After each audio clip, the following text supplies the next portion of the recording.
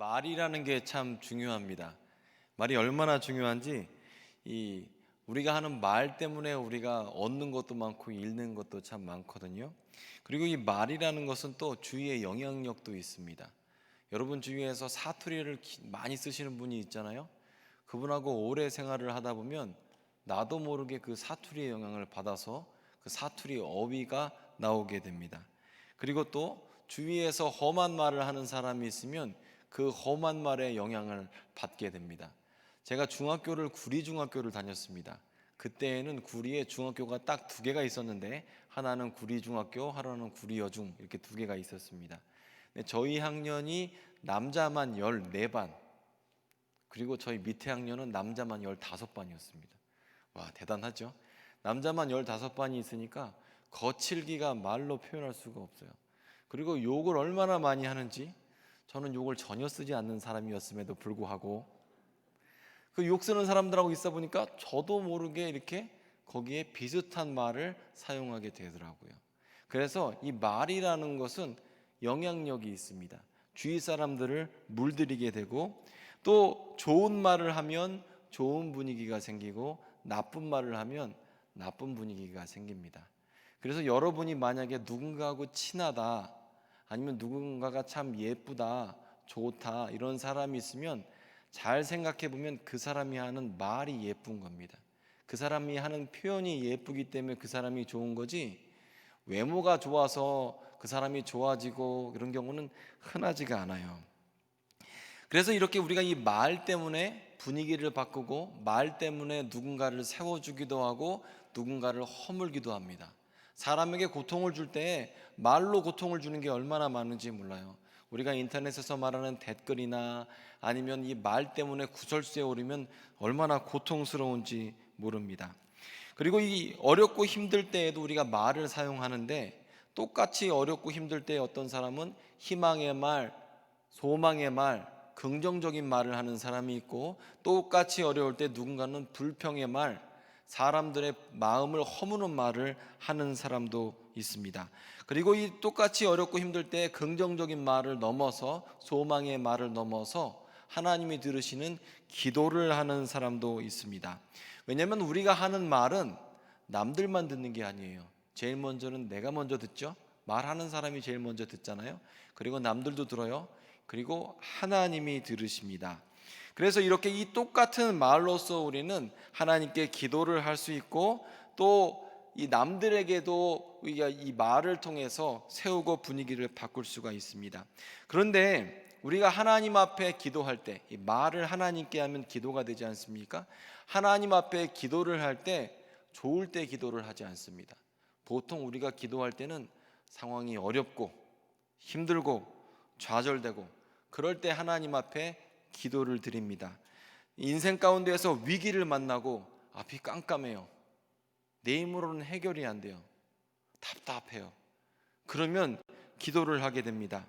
내 힘으로 어려운 건강의 문제, 건강 때문에 수술대에 올라가야 되는 문제, 또 관계의 문제, 억울하고 답답한데 사람들한테 아무리 얘기해도 내 말을 믿어주지 않고 그런 일을 겪을 때, 또 자녀 문제나 배우자 문제나 도저히 관계에서 어떻게 해결이 되지 않는 문제를 놓고 우리는 하나님 앞에 기도를 합니다. 그리고 또 기도를 하다 보면 또 기도가 막히기도 해서 낙심을 하기도 하죠.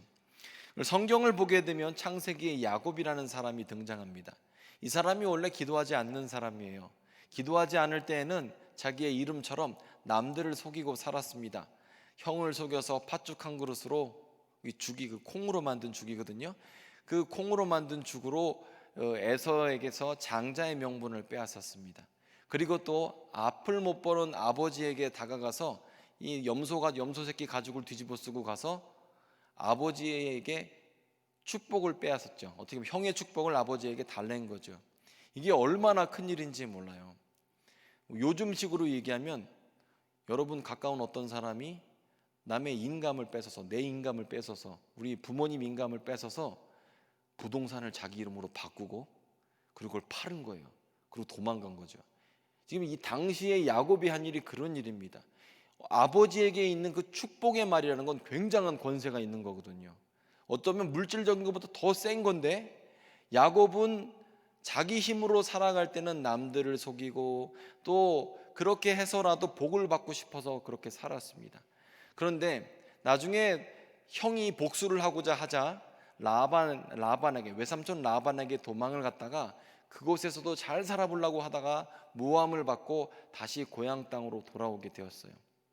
그런데 고향 땅으로 돌아오다 보니까 들리는 소문에 의하면 자기 형 에서가 20년 전에 원한을 갚기 위해서 400명의 군인들을 끌고 온다고 합니다. 환영을 할 때는 400명이 필요 없거든요. 400명의 군인을 왜 끌고 오겠어요? 죽이려고 오는 거죠. 그래서 야곱은 여기서 결단을 합니다. 삶의 위기 순간에 지금 복수하고자 하는 사람에게는요, 대화가 안 돼요. 도망가야 됩니다. 근데 도망갈 수 없는 상황이잖아요. 그래서 삶에서 가장 덜 중요한 순서로 에서 앞에 보냅니다. 첫 번째로 에서 앞에 뇌물을 보내요. 말은 선물이지만 목적이 있었어요. 형의 마음을 녹이기 위해서 선물을 잔뜩 보냅니다. 그리고 나서 덜 중요한 순서로 포기를 합니다. 안타깝지만 레아의 아들들, 또 자기의 첩들의 아들들을 그 앞에 먼저 보냅니다.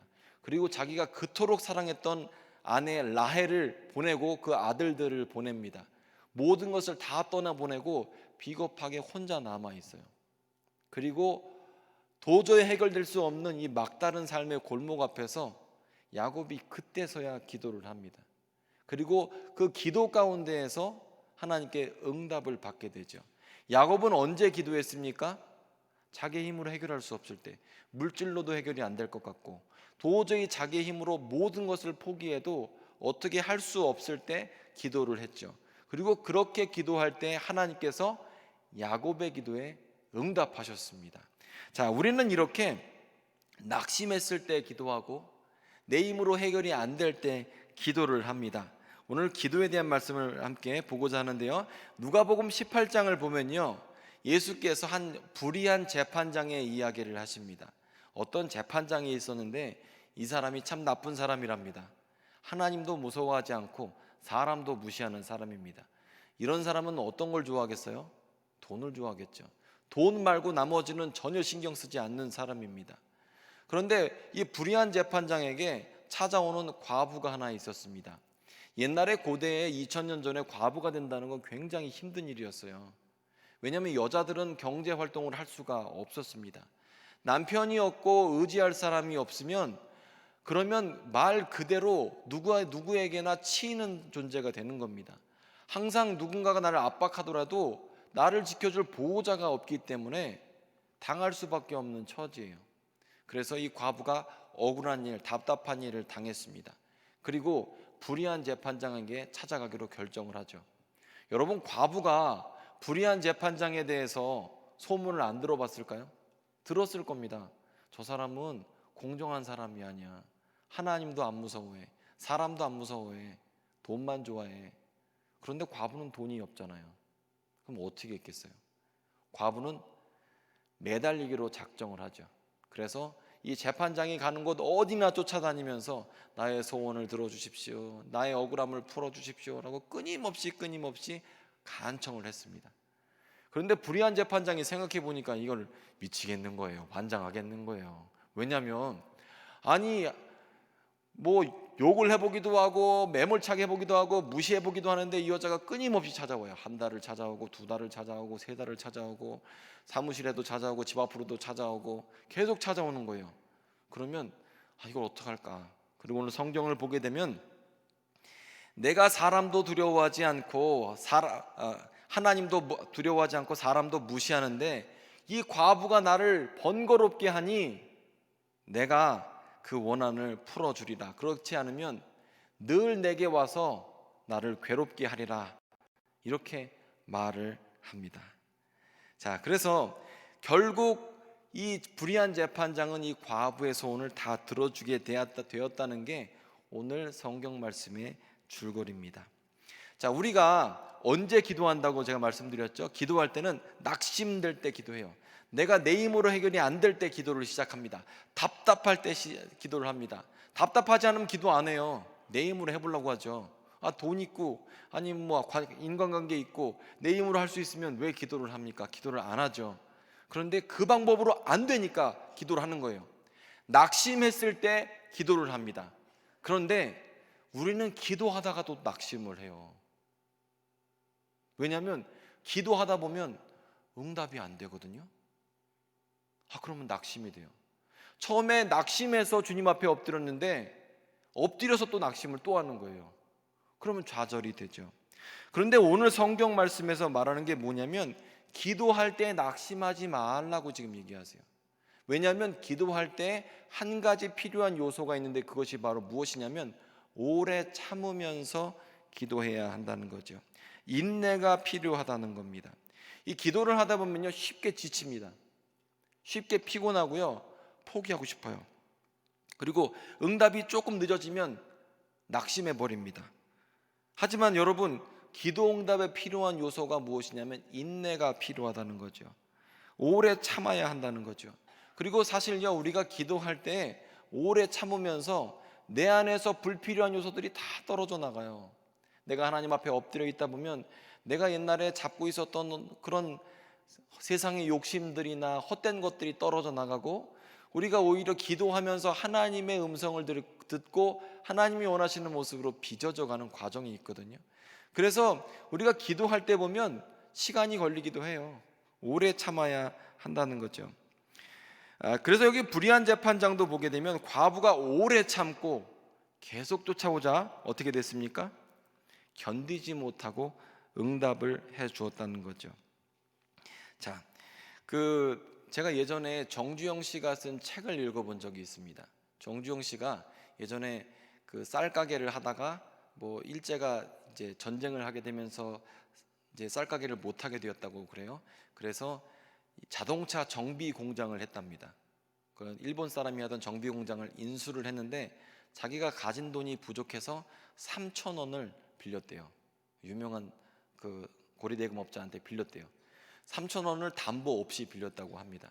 이 3,000원이라고 하면 감이 없는데 이 3,000원 정도면 당시에 자동차 10대와 수리 부속과 공장을 할 수 있는 돈이었습니다. 꽤 큰 돈이죠. 요즘에 자동차 10대가 얼마나 큰 돈인지 한번 상상을 해보세요. 그리고 일제시대 때 자동차는 아주 고가입니다. 요즘으로 따지면 아주 고액의 자동차들이에요. 그걸 10대나 살 수 있는 돈이니까 큰 돈이죠. 근데 장사를 시작한 지 한 달 만에 이 신나를 잘못 사용하는 바람에 신나에 불이 붙어서 신나가 불 붙으면 얼마나 무섭습니까? 이건 끌 수가 없잖아요. 그래서 자동차 공장 전체가 타고 그 안에 있었던 자동차 10대와 부속품이 다 불에 타버렸다고 합니다. 그리고 완전히 낙심하게 된 거죠. 자기 전 재산을 다 때려넣고 돈을 빌려서 거기다가 투자를 해서 공장을 인수했는데 한 달 만에 다 타버렸으니 완전히 절망하게 됐죠. 그래서 여기서 넘어질 수는 없다, 여기서 주저앉을 수는 없다 해서 그 사채업자한테 다시 찾아갑니다.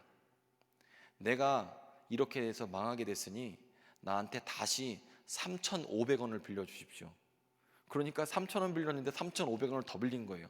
다 해서 6,500원을 빌린 거죠. 그 돈을 빌렸습니다. 그리고 나서 공장을 차리려고 해봤는데 이게 문제가 뭐냐면 허가가 나질 않는 겁니다. 공장이 허가가 나질 않으면 무허가로 해야 되잖아요. 무허가로 공장을 차려놓고 보니까 경찰서에서 매일 와서 공장 문을 닫지 않으면 책임자를 우리가 처벌하겠다고 그렇게 들들들 볶는 거예요. 정주영 씨가 견디지 못해서 그 당시에 보안계장이었던 곤도라는 사람이 있었나 봐요. 곤도 보안계장에게 찾아갔답니다. 아침에. 그러면 좋은 대접을 해주겠습니까? 일본 보안계장이 한국 사람에게, 무허가로 공장하는 사람에게. 그런데 한 달을 찾아가고 두 달을 찾아가고 매일 아침 새벽에 찾아갔대요. 그러자 나중에 곤도 계장이 하는 말이, 당신이 하는 일이 불법인데 그렇다고 매일 이렇게 내 얼굴 나를 찾아오는데 이걸 내가 이걸 어떻게 당신을 잡아가둘 수는 없지 않냐. 그러니 우리 관공서의 체면을 생각해서 최소한 밖에서 안 보이게끔 이 판자로 가리기라도 해라. 그럼 넘어가 주겠다. 이렇게 말을 한 거예요. 정주영 씨가 그래서 장사를 계속했다는 얘기를 하더라고요. 마찬가지로 오늘 불의한 재판장 앞에서 이 과부는 끊임없이 찾아간 겁니다. 끊임없이 찾아가서 요구를 한 거예요. 내 억울함을 들어주십시오. 내 부탁을 들어주십시오. 하자. 이 불의한 재판장 생각할 때 사람은 자꾸 찾아가면 정들게 되어 있거든요. 그래서 결국 이 과부의 소원을 들어줬다는 거죠. 그런데 대부분의 경우에는요, 우리가 한두 번 시도해보고 포기를 해버립니다. 오래 기다리지 못해요. 우리가 하나님 앞에 기도할 때에 조금 기도해보고 힘들어서 포기해버립니다. 원래 기다리는 게 제일 힘들어요. 인내하는 게 제일 힘듭니다. 그리고 조바심을 내고 오래 참지 못하고 그리고 낙심해버립니다. 하지만 하나님께서는요, 우리가 오래 참고 기도하면 반드시 우리 기도에 응답하십니다. 자, 이 기도라는 게 말이지 않습니까? 근데 말인데 하나님이 들으시는 말이 기도예요. 우리가 사람에게 부탁을 할 때도 어떻게 부탁을 하죠? 사람에게 부탁할 때 눈빛이 초롱초롱하고 의지가 있고 딱 이렇게 자세가 있고 꼭 제 표정처럼 이렇게 총명하고 지혜롭고 결단이 있고 의지가 있는 거면 부탁을 하면 부탁을 들어주시겠죠? 왜 이래? 부탁을 들어주시겠죠? 그리고 만약에 돈을 빌리러 갔어요. 그런데 꼭 자신감도 없고 쭈그리고 있고 좀 이러고 있고 눈빛도 좀 이러면 돈을 못 빌려주잖아요. 왜 못 빌려줄까 봐요? 왜 못 빌려주죠? 뛸까 봐 안 빌려주죠. 하지만 이 눈빛이나 의지나 아니면 그 사람이 하고 있는 어떤 이 보이지 않는 어떤 이런 능력 때문에 그 사람의 말을 우리가 들어주지 않습니까? 그래서 똑같은 재산과 똑같은 어떤 학력이란 그런 게 있어도 누구 부탁은 잘 들어주고 누구 부탁은 안 들어주잖아요. 그게 물리적으로 평가할 수 있는 것 그 이상의 뭐가 있지 않습니까? 마찬가지로 우리가 하나님께 기도할 때도 응답받을 때도 응답을 받겠다는 믿음과 확신이 있어야 되거든요. 내 안에서 불신이 가득 차 있어요. 의심이 가득 차 있어요. 하나님이 응답해 주실 수도 있고 안 해줄 수도 있다고 생각을 하고 주님 앞에 기도를 해요. 그리고 하나님 내 기도에 응답해 주십시오. 하지만 내가 욕심으로 구하면 잘못 구하는지도 모르니까 응답 안 해주셔도 됩니다. 이 기도예요 뭐예요? 기도 아니잖아요. 하나님 이거 반드시 응답해 주셔야 됩니다 라고 기도해야지 그게 응답이 되지 않겠습니까? 우리가 마음 가운데 의심을 하고 있으면 기도할 때도 그 기도가 안 되는 거예요. 사람한테도 그렇게 기도하면 그렇게 부탁하면 안 들어줍니다. 하나님 앞에 우리가 엎드렸을 때도 내 마음 가운데 믿음이 있고 확신이 있고 결단이 있고 그리고 주님께서 반드시 응답하실 거다라는 그런 오래 참는 인내가 있을 때 하나님도 그래 준비됐다 이러면서 응답을 해주시지 않겠습니까? 사실 우리가 이렇게 마음 가운데 의심을 제거하고 하나님 앞에 신뢰를 드리는 게 쉽지가 않아요. 잠언 4장 23절을 보면 무릇 지킬 만한 것 중에 내 마음을 지키라 생명의 근원이 이에서 남이니라 라고 말씀하고 있어요. 우리가 마음을 지켜야 되는데 마음을 누가 지킵니까? 마음은 우리 스스로 지켜야 되는 거예요. 옆 사람이 대신 지켜주지 않습니다. 배우자가 대신 지켜주지 않아요. 부모님이 내 마음을 지켜주지 않아요. 자식이 내 마음을 지켜주지 않고 죄송한 얘기인데 돈도 여러분 마음을 못 지켜줍니다. 여러분 마음을 지키는 건 여러분 스스로 지켜야 돼요. 그래서 끊임없이 우리가 입술의 고백을 통해서 죽고 사는 것이 혀의 힘에 달렸다. 내가 믿음을 드리겠다. 그리고 우리가 마음을 지켜야 하는 거죠. 자, 오늘 불의한 재판관을 보십시오. 이 과부의 말 때문에 설득당했어요. 불의한 재판장이라니까요. 이 사람은 돈 아니면 움직이지 않는 사람이에요. 이 사람은 사람도 무시하고 하나님도 두려워하지 않는 사람입니다. 그런데 이 사람이 과부의 말 때문에 설득당했고 부탁을 들어주게 되었다는 거죠. 우리가 끊임없이 포기하지 않고 인내하며 그렇게 믿음의 말을 하나님 앞에 드리게 되면 주님은 우리 기도에 응답하시는 거죠. 자, 우리 마음 가운데 겨자씨만한 믿음이 있으면 이 산더러 바다에 옮겨지리라 하면 그렇게 된다고 예수께서 말씀하셨어요. 즉 무슨 얘기냐면 우리가 주님 앞에 기도할 때에 최소한의 믿음을 갖고 그렇게 기도할 때 응답이 있다는 거죠. 내 안에 믿음이 하나도 없어요. 내 안에 믿음이 없으면 하나님께서 응답하실 수가 없죠. 그리고 이 믿음은 말로 표현이 되는 겁니다. 여러분 안에 믿음이 가득 있어요? 그런데 항상 말은 불평하는 말을 해요. 불신하는 말을 해요. 그러면 그 사람의 믿음이 있는 겁니까? 없는 겁니까? 믿음이 없는 거예요. 왜냐하면 마음에 있는 믿음은 언어로서 표현이 됩니다. 여러분 안에 있는 믿음은 말로서 표현이 돼요. 그래서 로마서 10장 10절을 보면 사람이 마음으로 믿어 의에 이르고 입으로 시인하여 구원에 이른다고 그랬어요. 입으로 시인하면 구원을 받는 겁니다. 자, 그래서 결국 우리가 입으로 시인할 때 구원의 문까지 열리게 되어 있습니다. 그래서 입으로 표현하는 것, 입술에 고백하는 것이 참 중요하죠. 하나님 앞에 나아갈 때 우리가 어떻게 기도해야겠습니까? 어떻게 표현해야겠습니까? 우리가 주님 앞에 드릴 때 믿음의 표현을 드려야 합니다. 믿음의 기도를 해야 하는 거죠. 그러면 그렇게 기도할 때 주님께서 우리의 기도에 응답하시는 거죠. 저희가 이 릴레이 기도 하기 전에도 기도를 좀 열심히 했었어요. 최근 제가 한두 달 사이에 저희 교회 환자들이 참 많았었거든요. 수술하시는 분들이 꽤 있었어요. 그런데 제가 내심 믿음의 기도를 드리면서 같이 환자랑 같이 기도하잖아요. 안수도 하고 같이 기도하고 그러는데 기도할 때 내심 속으로 그랬어요. 이렇게 기도하면 성령 하나님께서 역사하셔서 수술 받지 않고 응답해 주시면 얼마나 좋을까. 저는 그런 상상을 하고 기도를 했습니다. 그런 믿음을 갖고 기도를 했어요. 그런데 하나님께서는 제 믿음과 다른 방법으로 응답을 해주셨어요. 원래 수술 날짜를 잡으면 3달, 4달씩 기다리게 되거든요. 근데 그 3달, 4달이 참 고통스럽습니다. 여러분 수술 받으신 분은 아실 거예요. 내가 수술 날짜가 정해졌으면 그 수술 날짜까지 기다리는 게 참 힘들어요. 그런데 참 신기한 게 이번 한두 달 사이에 수술 받으신 분들이 신기하게 진단을 받자마자 이번 주 아니면 그 다음 주에 바로 수술 날짜가 잡혔어요. 심지어 잡혔던 수술 날짜도 땡겨졌습니다. 그리고 수술을 받고 예후가 다 좋으셨어요. 그리고 추가적 치료, 무슨 항암 치료니 다른 치료가 방사선 이런 치료가 필요 없게끔 너무 빨리 치료가 되고 좋은 응답을 저에게 주시더라고요. 그래서 그걸 보면서 와, 우리 하나님은 믿음의 기도를 드릴 때 우리 기도에 응답하시는구나. 저는 이번 사건을 통해서 확신하게 됐습니다. 우리가 주님 앞에 나갈 때 불신으로는 나갈 수가 없어요. 하나님 이 기도 들어주셔도 되고 안 들어주셔도 됩니다. 이렇게 나갈 수는 없어요. 믿음의 표현을 갖고 주님 앞에 나아가야 하는 거죠. 불의한 재판장 앞에 선 과부가 확신을 갖고 나 포기하지 않겠다라는 마음으로 나갔을 때 응답받은 것처럼 우리가 주님 앞에 나아갈 때도 그런 믿음의 자세가 필요하다는 거죠. 그리고 우리의 기도와 고백의 말이 사실 우리의 삶을 지킵니다. 내가 하는 믿음의 기도가 하나님께 응답되는 것처럼 믿음의 말을 통해서 내 삶과 마음이 지켜지고 내 가정이 지켜지게 돼요. 그래서 우리가 표현을 할 때 아무렇게나 표현하면 안 됩니다. 될 거다, 잘 될 거다라는 이 믿음의 표현을 드려야 되는 거죠.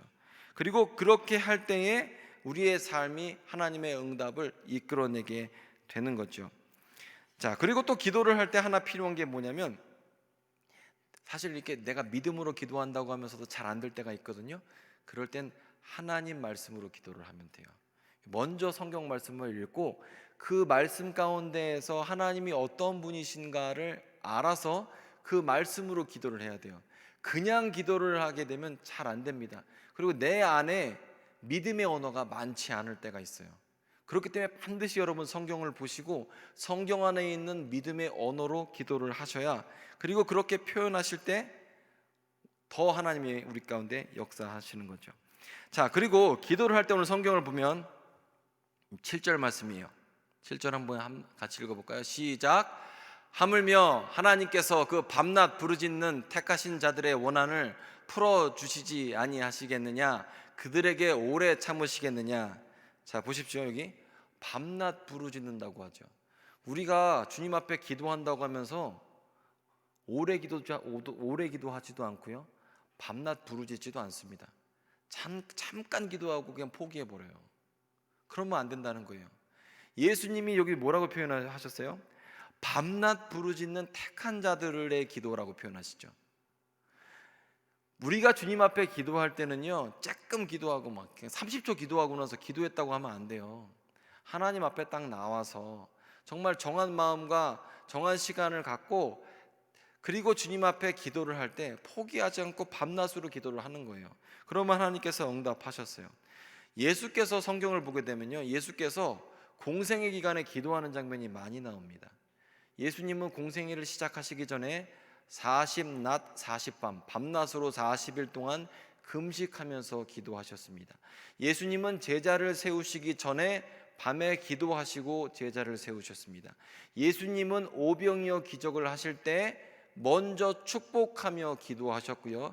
예수께서는 마지막에 최후의 심판에 잡히시기 전에도 함께 제자들과 기도를 하셨고 겟세마네에서 기도를 하셨습니다. 예수님은요, 어떻게 보면 하나님의 본체이시기 때문에 기도 안 하셔도 돼요. 하지만 이 땅 가운데 계시면서 기도의 모본을 보이시고 그리고 우리에게 기도하기를 원하고 계시는 거죠. 그래서 우리가 이렇게 밤낮으로 기도하게 되면 하나님께서 우리 기도에 응답하시는 거죠. 자, 마지막입니다. 우리가 낙심하지 말아야 될 이유가 뭐라고 말씀드렸습니까? 첫 번째로 인내해야 한다. 오래 해야 된다. 오래 참아야 한다. 낙심하지 않고 오래 참아야 한다 라고 말씀하시죠. 18장 1절을 보면 예수께서 그들에게 항상 기도하고 낙심하지 말아야 할 것을 비유로 말씀하시면서 불의한 재판장 얘기를 하셨어요. 불의한 재판장에게 과부가 끊임없이 나가서 포기하지 않고 오래 참으며 인내하면서 나갔더니 응답을 받았다. 그런데 여기 중요한 게 있습니다. 7절 보면 하물며가 무슨 뜻이죠? 그러나 하나님께서 밤낮 부르짖는 그 택한 자들의 기도를 듣지 않으시겠느냐. 우리 하나님은 불의한 재판장이 아니시기 때문에 낙심하지 않아야 됩니다. 우리 하나님은 불의한 재판장이 아니시라는 거예요. 오늘 말씀은 우리 하나님은 좋으신 하나님, 우리의 하늘 아버지이시고 또 은혜와 자비가 넘치시는 하나님이지 불의한 재판장이 아니시라는 거예요. 무자비하신 분이 아니라는 거예요. 우리 하나님은 좋은 분이라는 거죠. 우리 하나님은 너무나 좋으셔서 우리가 하나님을 알기도 전에 먼저 예수님을 통해서 우리를 구원하셨어요. 그리고 그 사랑을 깨닫게 해주셨어요. 요즘에 밖에 나가면 가을이라서 날씨가 참 좋지 않습니까?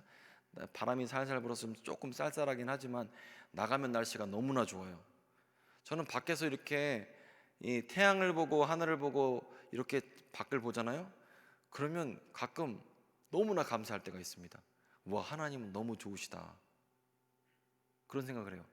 와, 하나님은 불의한 자나 악한 자나 선한 자나 모두에게 공평하게 이렇게 햇빛을 주시고 공기를 주시고, 하나님은 선하셔서 비를 주시고, 하나님은 선하셔서 우리에게 너무나 많은 복을 주셨어요.